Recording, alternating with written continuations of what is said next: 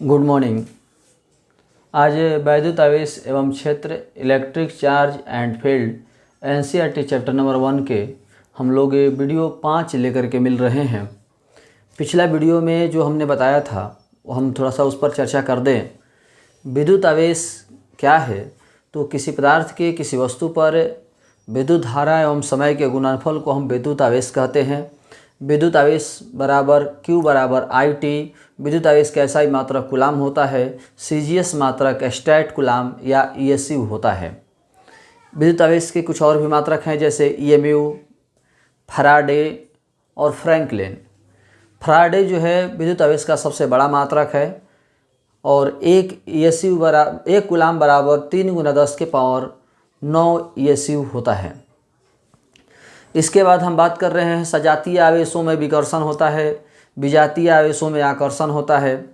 इसके बाद हमने बताया था कि आवेश न तो उत्पन्न किया जा सकता है और न ही नष्ट किया जा सकता है। हाँ, हम आपस में लेन देन जरूर कर सकते हैं। तो आदमी हम अपने में ही है, हमारा अमाउंट फिक्स है। मान लीजिए 15 रुपये आपके पास, 10 रुपये मेरे पास है, 25 रुपये है, टोटल 25 रुपये है। लेकिन कभी आप हमको दे दिए, कभी हम आपको दे दिए, कभी आप हमको दे दिए, कभी हम आपको दे दिए।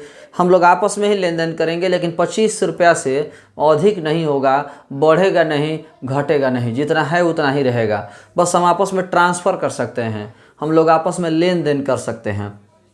तो विद्युत आवेश न तो उत्पन्न किया सकता है और न ही नष्ट किया सकता है, केवल इसका रूपांतरण किया सकता है। इसके बाद हमने बताया था कि किसी वस्तु पर जो आवेश देंगे, जो भी हम आवेश देंगे वो इसका गुणक होगा। 1.6 × 10⁻⁻19 कूलाम में संख्या से गुना करेंगे तो ही जाकर के हमारा कुल आवेश मिलेगा। यानी इसी को कहते हैं आवेश के क्वांटिमीकरण का सिद्धांत। यानी आवेश क्वांटीकृत होता है।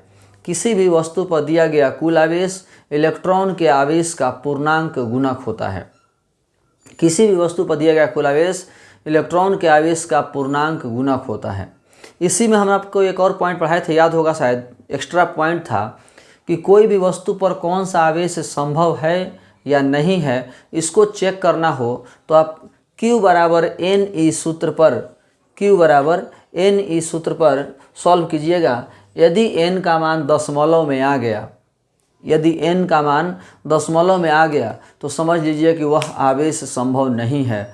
क्योंकि आवेश जो देते हैं हम लोग, तो इलेक्ट्रॉन 1 देंगे, 2 देंगे, 4 देंगे, 5 देंगे, यानी पूर्ण संख्या में इलेक्ट्रॉन देंगे।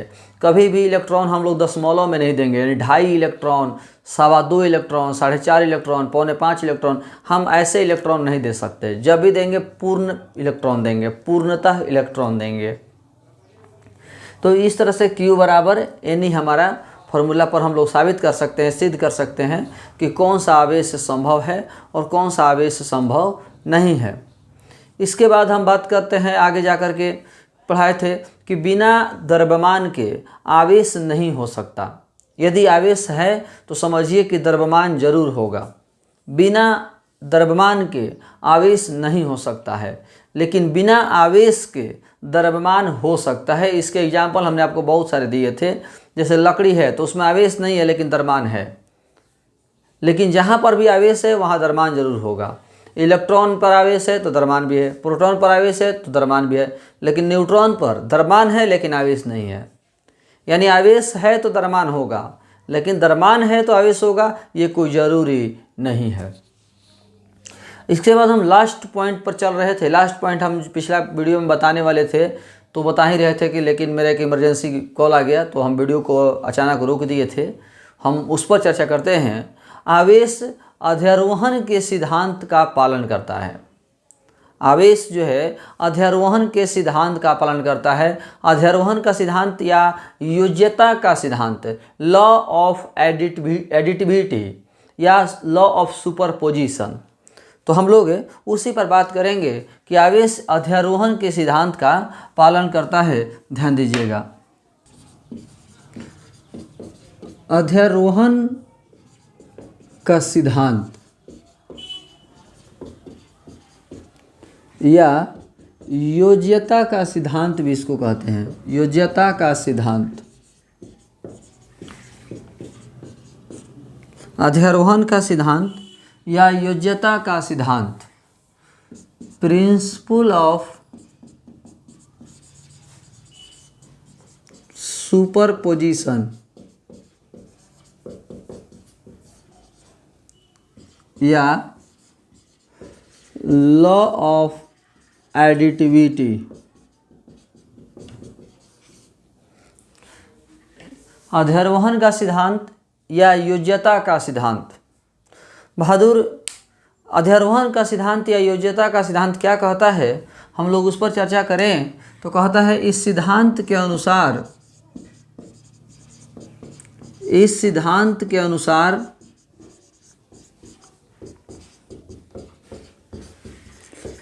किसी वस्तु को दिया गया कुल आवेश, किसी वस्तु को दिया गया कुल आवेश, किसी वस्तु को दिया गया कुल आवेश इलेक्ट्रॉन के आवेश का पूर्णांक गुणक होता है। किसी वस्तु को दिया गया कुल आवेश इलेक्ट्रॉन के आवेश का पूर्णांक कुल आवेश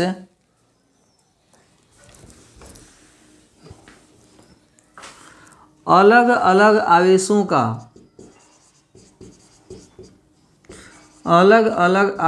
का साधारण बीजगणितीय योग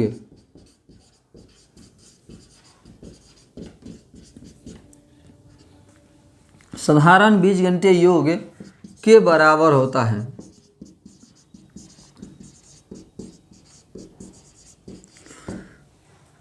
कह रहा है कि किसी वस्तु को दिया गया कुल आवेश अलग अलग आवेशों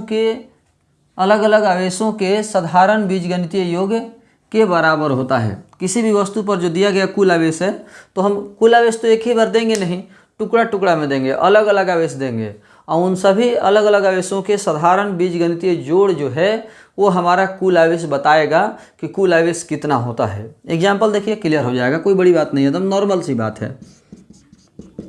एग्जाम्पल जैसे देखिए, हम किसी वस्तु को दिया गया आवेश, किसी वस्तु को दिया गया आवेश, हमने आवेश दिया, मान लीजिए +5 coulomb, +3 coulomb, +2 coulomb, -7 coulomb, +6 coulomb, +3 coulomb. हमने इस तरह से आवेश दिया, इसलिए कुल आवेश बराबर, हमने इतना बार अलग अलग आवेश दिया तो टोटल आवेश कितना दिया, कुल आवेश कितना दिया, तो कुल आवेश +5 +3 +2 -7 +6 +3 साधारण बीजगणितीय जोड़ जिसकी हम बात कर रहे थे, एकदम नॉर्मल जोड़ घटाओ, प्लस है तो जोड़ दीजिए, माइनस है तो घटा दीजिए, साधारण बीजगणितीय योग इसी को कहते हैं हम लोग, साधारण बीजगणितीय योग यानी नॉर्मल जोड़ घटाओ। यदि यही हमारा सदिश होता तो हम बताएंगे सदिशीय बीजगणितीय योग अलग होता है, सदिशीय बीजगणितीय योग वो अलग होता है। तो 5 या 3 8 2 10, 5 या 3 8 2 10, 10 में 7 गया 3 हो गया, 3 6 3 9 9 3 12, टोटल हो गया हमारा 12 कूलम। यही आपका आंसर हो गया, एकदम नॉर्मल सा जोड़ बात है।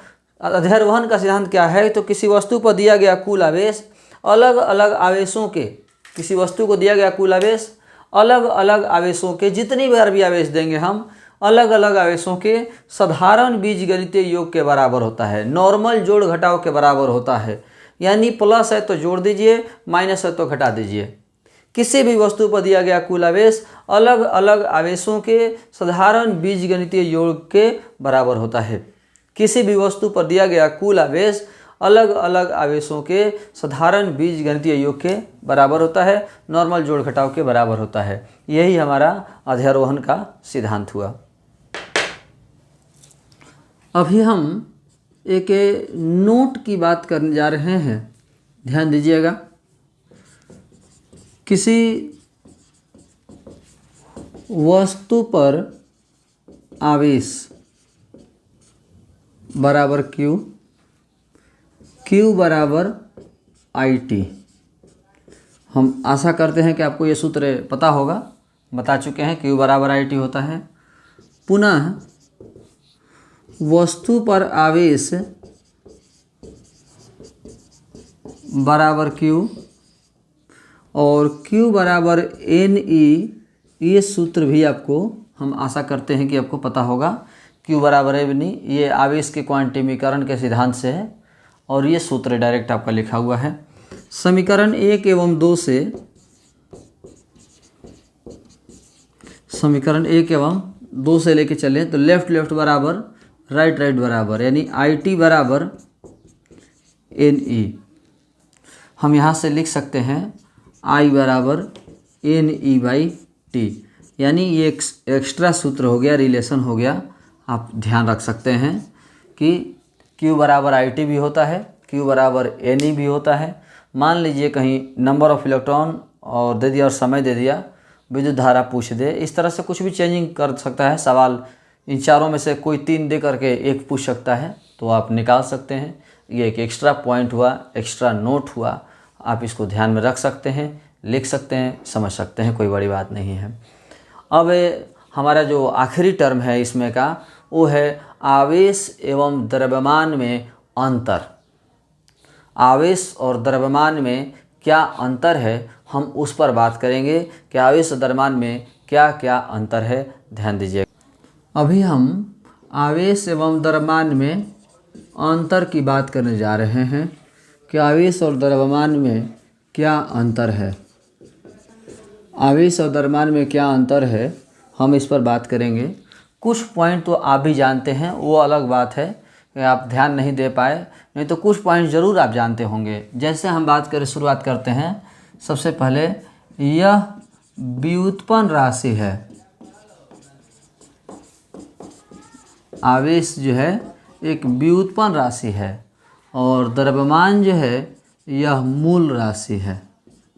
आप जानते होंगे मूल राशि 7 होता है, तो द्रव्यमान उसमें से होता है।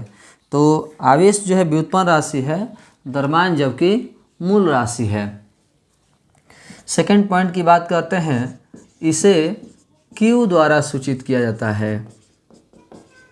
इसे Q द्वारा सूचित किया जाता है।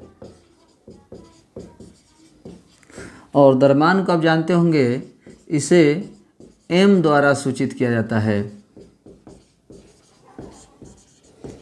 इसे M द्वारा सूचित किया जाता है।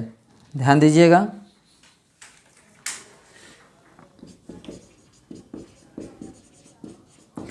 आवेश को Q से सूचित करते हैं और द्रव्यमान को M से सूचित करते हैं।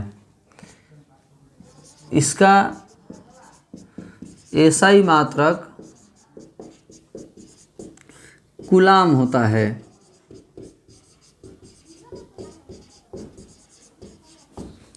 इसका SI मात्रक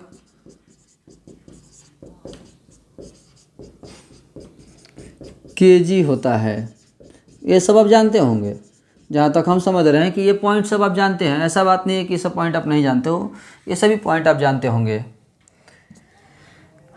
यह माने आवेश 2 प्रकार का होता है।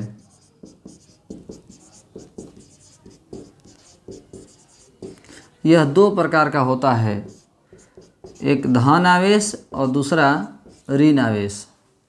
और द्रव्यमान की हम बात करें, द्रव्यमान का कोई प्रकार नहीं होता है। द्रव्यमान का कोई प्रकार नहीं होता है। आप जानते होंगे द्रव्यमान का कोई प्रकार नहीं होता है। आवेश 2 प्रकार के होते हैं, धन आवेश, ऋण आवेश, जबकि द्रव्यमान का कोई प्रकार नहीं होता है। आगे बढ़ते हैं।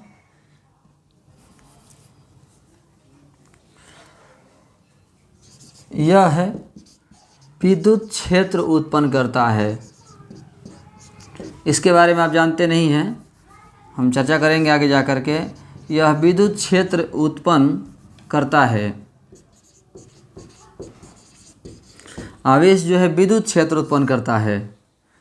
हम इस पर चर्चा करेंगे आगे जा कर के, क्योंकि आपको चैप्टर का नाम ही पता है कि विद्युत आवेश एवं क्षेत्र। तो यह विद्युत क्षेत्र उत्पन्न करता है, यह गुरुत्वीय क्षेत्र उत्पन्न करता है। ये तो आप 11th में पढ़ चुके हैं, हम पढ़ा चुके हैं। गुरुत्वीय क्षेत्र उत्पन्न करता है। द्रव्यमान जो है गुरुत्वीय क्षेत्र उत्पन्न करता है और आवेश जो है विद्युत क्षेत्र उत्पन्न करता है। अगला पॉइंट हम बात करें, यह क्वांटीकृत होता है। यह क्वांटीकृत होता है। क्वांटीकृत, क्वांटाइज्ड हम पढ़ा चुके हैं कि जब भी देंगे इसको पूर्ण संख्या में देंगे। यह क्वांटीकृत होता है। द्रव्यमान में हम आते हैं आगे। यह है क्वांटीकृत नहीं होता है। द्रव्यमान जो है क्वांटीकृत नहीं होता है। ये जरूर ध्यान रखिएगा कि आवेश क्वांटीकृत होता है और द्रव्यमान क्वांटीकृत नहीं होता है। इसके बाद हम लोग बात करते हैं अगले पॉइंट में, यह है वेग पर निर्भर नहीं करता है। यह वेग पर निर्भर नहीं करता है। बहादुर, आवेश जो है वेग, ये थोड़ा सा एक हाई प्रोफाइल पॉइंट है, मतलब नॉर्मल सेंस से बहुत आगे का पॉइंट है। यह वेग पर निर्भर नहीं करता है। यह है वेग पर निर्भर करता है। थोड़ा सा यहाँ पर हम चर्चा कर दें, ये बहुत ही थोड़ा सा एडवांस पॉइंट है। न्यूटन के जो हम लोग जो पढ़ते हैं वो अधिकतर न्यूटन के फिजिक्स पढ़ते हैं। न्यूटन के फिजिक्स में अब समय, द्रव्यमान और लंबाई तीनों फिक्स होता है। न्यूटन के फिजिक्स में लंबाई, समय और द्रव्यमान तीनों नहीं बदलता है। तीनों ही नहीं बदलता है। न्यूटन के फिजिक्स में लंबाई भी नहीं बदलता, समय भी नहीं बदलता, द्रव्यमान भी नहीं बदलता। लेकिन आइंस्टीन ने अपनी थ्योरी में सिद्ध कर दिया, थ्योरी के माध्यम से, कि लंबाई, समय और द्रव्यमान तीनों ही बदलते हैं। तो अभी भी हम लोग चूँकि न्यूटन के ही फिजिक्स पढ़ते हैं, यह जरूर ध्यान रखिएगा कि हम लोग न्यूटन के ही फिजिक्स पढ़ते हैं, इसीलिए आवेश, लंबाई और द्रव्यमान नहीं बदलते हैं। समय, लंबाई और द्रव्यमान नहीं बदलते हैं। तो ये जो आप लिखे, हम यहाँ लिखे हुए हैं द्रव्यमान वाला, कि द्रव्यमान वेग पर निर्भर करता है, ये आइंस्टीन के अनुसार ही लिखे हैं। आइंस्टीन ने साबित कर दिया था कि द्रव्यमान जो है वेग पर निर्भर करता है, यानी वेग बदलेगा तो द्रव्यमान बदलता है। ये जरूर ध्यान रखिएगा कि ये आइंस्टीन के सिद्धांत के अनुसार लिखा हुआ है कि यह वेग पर निर्भर करता है। द्रव्यमान वेग पर निर्भर करता है आइंस्टीन के अनुसार। न्यूटन के अनुसार तो द्रव्यमान बदलता ही नहीं है, लेकिन आइंस्टीन के अनुसार जो है द्रव्यमान वेग पर निर्भर करता है। वेग बदलेगा तो द्रव्यमान बदलेगा। तो ये हमारे आवेश और द्रव्यमान में कुछ अंतर हो गए। आवेश और द्रव्यमान के कुछ मूल पॉइंट्स हो गए, जिनमें दोनों में जो अंतर है ये आप देख सकते हैं, ध्यान में रख सकते हैं। हम ऐसा भी कह सकते हैं कि दो आवेशों के बीच आकर्षण और विकर्षण दोनों होता है, जबकि दो द्रव्यमान के बीच केवल आकर्षण होता है। कहिए तो ये भी पॉइंट लिख देते हैं। दो आवेशों के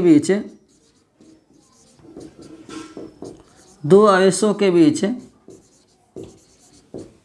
आकर्षण एवं विकर्षण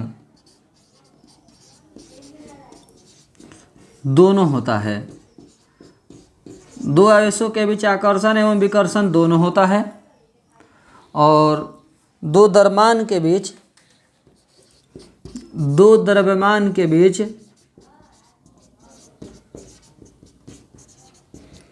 केवल आकर्षण होता है। आप पढ़े होंगे गुरुत्वाकर्षण बल लगता है, तो दो द्रव्यमान के बीच केवल आकर्षण होता है, जबकि दो आवेश के बीच आकर्षण एवं विकर्षण दोनों होता है। तो ये जो पॉइंट्स हम लिखवाए हैं, लगभग 1 2 3 4 5 6 7 और 8 पॉइंट लिखवा दिए। ये 8 पॉइंट आप स्क्रीनशॉट ले करके या सुन करके भी, हम बहुत बार बोल करके लिख दिए हैं, वीडियो पुश करके, सुन करके, स्क्रीनशॉट ले करके आप उतार सकते हैं, लिख सकते हैं। इसमें हम लोग आवेश और द्रव्यमान में इस अंतर इतना ही रहने देंगे। तो अभी तक हम जो है आवेश और द्रव्यमान के बारे में बात कर रहे थे। अब अगले पॉइंट में या अगले वीडियो में जो है हम कूलाम के नियम के बारे में बात करेंगे। एक 5 नंबर का टॉपिक जो है कूलाम का नियम स्टार्ट करेंगे। तो इस वीडियो में हम लोग आज इतना ही रहने देंगे, लेकिन थोड़ा सा कुछ पॉइंट्स हम आप लोगों से चर्चा करना चाहेंगे। थोड़ा सा समझने की कोशिश कीजिएगा कि देखिए बहादुर, बहुत से लोगों का मेरे पास फ़ोन आ रहा है कि सर हम लोग का रूम मालकिन या रूम रेंट का फ़ोन आ रहा है, रूम रेंट के लिए फ़ोन कर रहा है लोग कि क्या हम लोग रूम रखें या रूम छोड़ दें, या सर कोचिंग कब खुलेगा, कोचिंग कब नहीं खुलेगा। इस तरह से बहुत से लोगों का सवाल आ रहा है। तो बहादुर, कोचिंग कब खुलेगा अभी इस बारे में हम टीचर तो क्या सरकार से भी पूछिएगा तो सरकार को नहीं पता। ये सच्चाई बात है, किसी को भी नहीं पता। पूरे इंडिया में कोई भी ऐसा व्यक्ति नहीं है जिसको पता हो कि स्कूल, कोचिंग, कॉलेज कब खुलेंगे। इसीलिए क्योंकि कोरोना पर ये डिपेंडेंट है। आज कोरोना का रफ्तार कम हो जाए, कल ही से खुल जाएगा। परसों कोरोना का रफ्तार खत्म हो जाए, कम हो जाए, तभी खुल जाएगा। यानी कहने का मतलब हुआ कि ये डिपेंड करता है कि कोरोना किस तरह से कंडीशन में। ये अनिश्चित है, आज भी खुल सकता है, कल भी खुल सकता है, परसों भी खुल सकता है। टीचर लोगों का, हम लोगों का जो है मीटिंग रेगुलर हो रहा है। अभी 6 या 7 तारीख को धरना प्रदर्शन भी टीचर का होने वाला है। हम लोग डीएम से लगातार मिल रहे हैं, तो हम लोग भी कोशिश में लगे हुए हैं। तो कोचिंग कब खुलेगा ये तो नहीं पता, लेकिन अब ये हमारे यहाँ मुद्दा नहीं है। मुद्दा ये है, हम ये कहना चाह रहे हैं कि बच्चे जो फ़ोन कर रहे हैं कि सर हम क्या करें, हम लोग रूम खाली कर दें कि छोड़ दें। तो बहादुर, रूम खाली करने की बात कहाँ से आ गई? रूम खाली करने के बारे में तो सोचना ही नहीं है। तो सर हम लोग ऐसे ही रह के पैसा केवल दें? नहीं, आप उसको खाली रह कर के पैसा क्यों दीजिएगा? आप गांव पर क्या कर रहे हैं? आखिर आप गांव पर क्या कर रहे हैं? गांव पर कौन सी चीज कर रहे हैं? आप गांव पर रहकर कर क्या रहे हैं? आप आरा आइए, डेरा पर रह करके पढ़ाई कीजिए। डेरा पर, गांव पर आपका पढ़ाई नहीं हो रहा होगा, हम जानते हैं। गांव पर जैसे वीडियो भी आप देख रहे हैं तो 5 मिनट वीडियो देखे तब तो कोई यार दोस्त आ गया, कोई फैमिली वाला बुला दिया, तो कोई कुछ कर दिया। यानी जो टीचर का 40 मिनट का, 20 मिनट का जो वीडियो भी है वो आप एक सुर में लगातार आप कंसंट्रेट करके वीडियो भी नहीं देख पा रहे हैं। इसीलिए आप गांव पर मत रहिए, आप आरा आइए, आरा में रह करके पढ़ाई कीजिए, डेरा में रह करके पढ़ाई कीजिए। तब डेरा खाली करने की बात है कहाँ सही?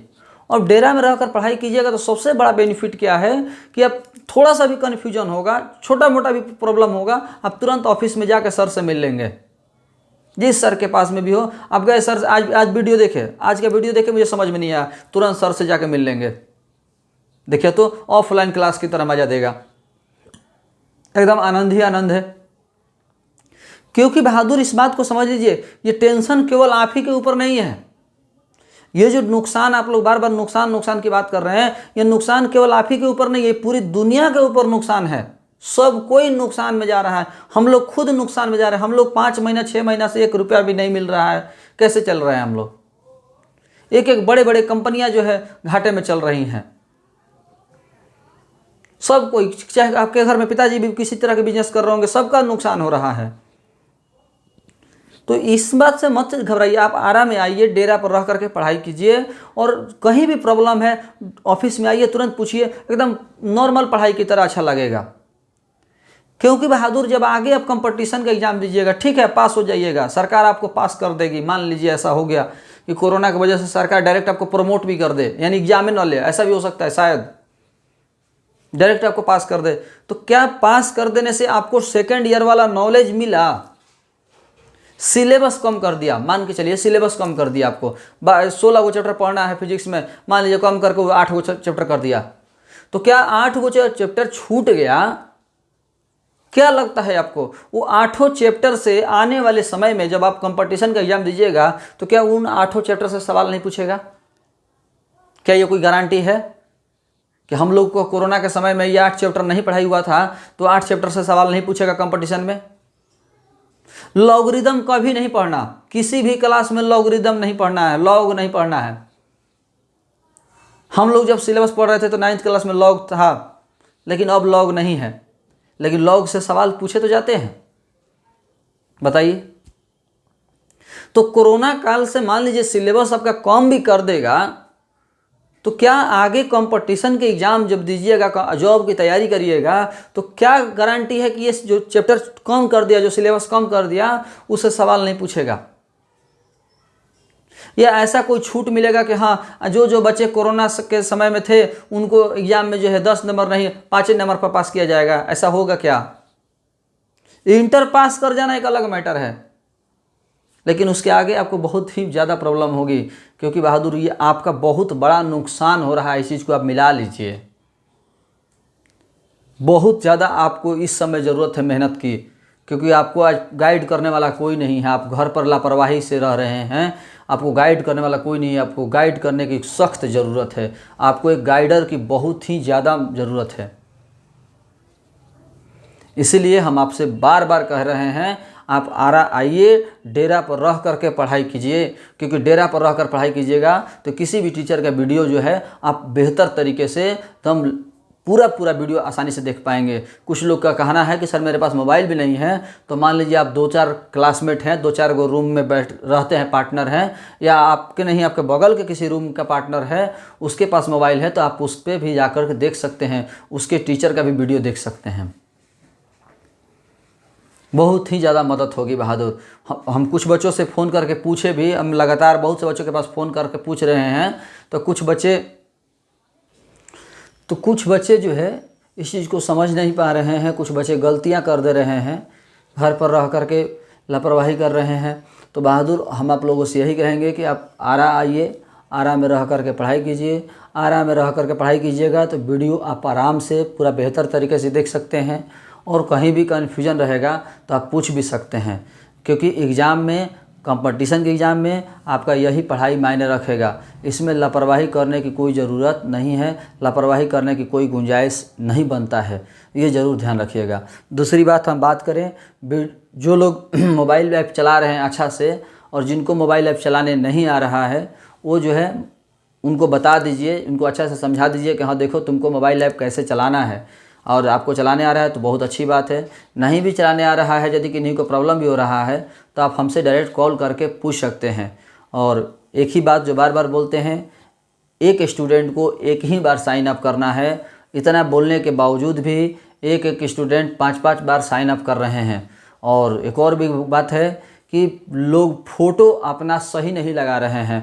अपना फ़ोटो सही तरीक़ा से लगाइए। जो फॉर्म पर फ़ोटो देते हैं, जैसा फ़ोटो आप फॉर्म पर या कहीं पर भरते हुए जमा करते हैं, वैसा फ़ोटो दीजिए। अलग अलग पोज में नहीं, कोई फूल नहीं, कोई दूसरा सिंबल नहीं, अपना फ़ोटो लगाइए। तो खैर आज के वीडियो में इतना ही। धन्यवाद।